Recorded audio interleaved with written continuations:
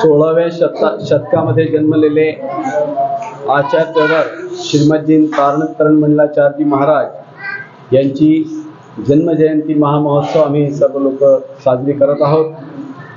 16व्या शतकामध्ये आमच्या गुरूंनी जन्म घेतला आणि आपल्या आत्मकल्याण करून समस्त विश्वातल्या जीवांना आत्मकल्याण करण्यासाठी मार्ग दाखवला आणि त्याच मार्गावर आमचे अनुयायी आजपर्यंत चालत आले आहेत आणि आम्ही पण त्यांच्याच मार्गावर चालण्याचा प्रयत्न करत आहोत। आणि त्यांच्याद्वारे रचले गेलेले इथे 14 ग्रंथ आहेत। त्या 14 ग्रंथाची आम्ही साधना आराधना स्वाध्याय करून आमच्या जीवनाचा कल्याणाचा मार्ग बनवत आहोत आणि आमच्या गुरूंची ही जन्मजयंती आम्ही आज साजरी करत आहोत। अशाप्रमाणे आज आम्ही सर्व समाजाचे बंधू यांनी सकाळपासून आज पालखीची शोभायात्रा काढली। त्याच्यानंतर मंदिरविधी आता इथे संपन्न होत आहे। आमची पूजा असते, भावपूजा आम्ही याला म्हणत असतो। या भावपूजेमध्ये आम्ही आमचे भाव व्यक्त करून जे तीर्थंकर परमात्मा झालेले आहेत त्यांचे गुणगान करून आम्ही आमच्या आत्मकल्याणाचा मार्ग बनवत असतो।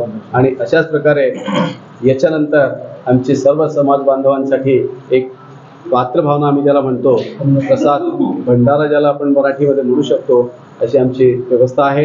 याच्यानंतर साजरी करतो। महावीर भगवान यांनी सर्व जगाला जियो और जिनो दे अहिंसा परमो धर्मोचा संदेश दिला। तसेच 16व्या शतकात परमपूज्य तारण स्वामी यांनी आम्हाला आमच्या कल्याणासाठी तू स्वयं भगवान है हा संदेश त्यांनी दिला की बा तू स्वतः देव आहे। देवाने कसे आचरण करावे, देवाचे सर्व लोक मानतात।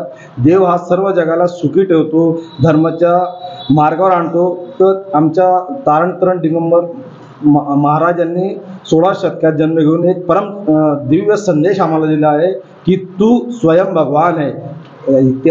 त्यांच्या दिव्य देशनावर आम्ही चालण्याचा प्रयत्न करत आहोत। आणि आज आम्ही संपूर्ण भारतात मध्य प्रदेशामध्ये आमचे बहुसंख्य समाज आहे।